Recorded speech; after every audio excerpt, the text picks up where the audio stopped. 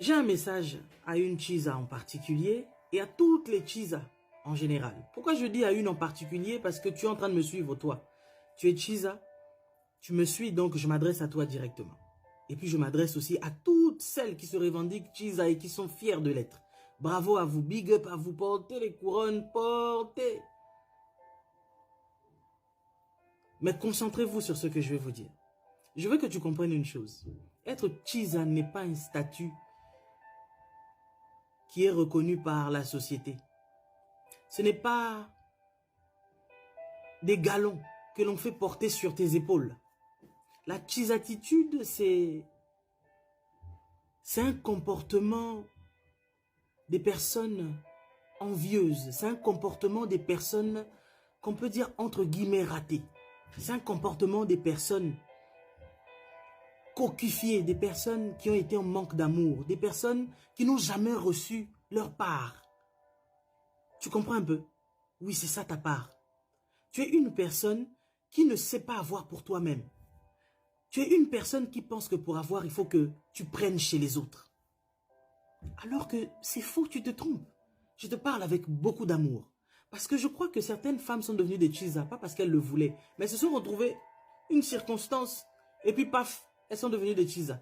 Mais, c'était une circonstance, mais si tu t'es retrouvé dans la Chizatitude, c'est parce qu'en fait, tu n'as rien fait pour en sortir. Parce qu'on peut en sortir.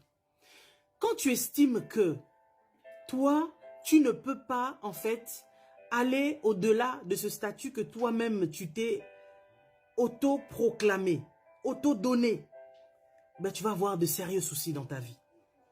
Parce que celle qui est avec cet homme-là, elle s'est battue pour arriver là où elle est arrivée avec cet homme. Donc tu te lèves un matin comme ça et tu décides que je dois détruire le foyer de cette personne. Ses enfants vont être privés de leur papa.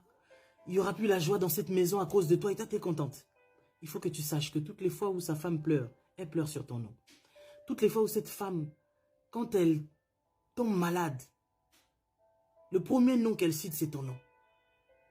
Quand ces enfants-là, demain, ne pourront plus aller à l'école correctement à cause de toi, tout ça là, ça va retomber sur ta tête. Tu es en train de construire une maison dans le sable. Or, on ne construit pas une maison dans le sable. On construit sur le roc. Tu dois comprendre aussi que la vie, c'est un cercle vicieux. Ce que l'on fait, c'est ce que l'on nous fait. Et tôt ou tard, tu payeras ce que toi tu as fait. Tu peux te décider aujourd'hui de laisser cette vie de Chiza. Parce que c'est pas un grade quoi. Tu n'es pas colonel en chef, tu n'es pas major, tu n'es pas présidente de... Mais au contraire, le monsieur quand il veut parler avec toi, il doit se cacher. Le monsieur quand il doit sortir avec toi, ça doit se faire dans des lieux secrets. Pourquoi? Parce que tu n'es même pas libre toi-même de tes propres mouvements. Parce que tu as pris quelqu'un qui ne t'appartient pas. Oui, ça arrive que certaines choses arrivent quand même que le monsieur a laissé à saboter sa femme, laissé ses enfants. Il a oublié sa femme et ses enfants. Tu vois, tu lui as retourné le cerveau à 160 degrés. Tu es parti avec. Il t'a même parfois épousé. Tu es contente, oui. Oui, vous disiez que j'étais Chiza, mais aujourd'hui, je suis titulaire aussi. Chiza un jour, Chiza toujours. Même si aujourd'hui, on t'a mis la bague au doigt. Mais n'oublie pas de quelle manière tu as séquestré le mari d'autrui.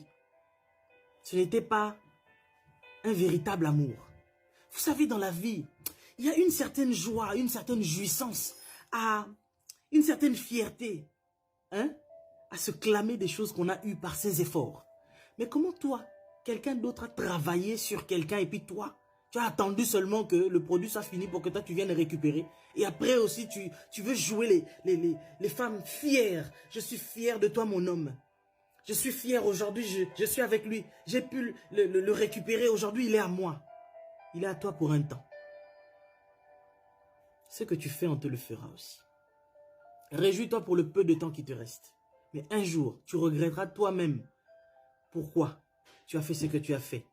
Il y a un dicton chez nous que l'on dit, c'est celle qui porte le pagne là qui va te donner la correction. De la même manière que toi, tu as les seins, de la même manière que toi aussi, tu as tout ce que cette femme a, à qui tu as fait du mal. Toi aussi, une femme aussi qui a la même chose que toi te fera ce que tu as fait. T'inquiète pas, ça arrivera. Mais tu peux aussi décider à ce que ça n'arrive pas, pour changer en fait de cap. Oui, peut-être que tu te dis, oui, c'est lui qui prend tout en charge, c'est lui qui paye la maison, c'est lui qui paye l'école de mon enfant, etc. Je vais faire comment? Je ne peux pas redescendre à zéro, je ne peux pas tout perdre. Il a trop d'argent, je ne peux pas le laisser. Je te dis, sincèrement avec beaucoup d'amour, laisse.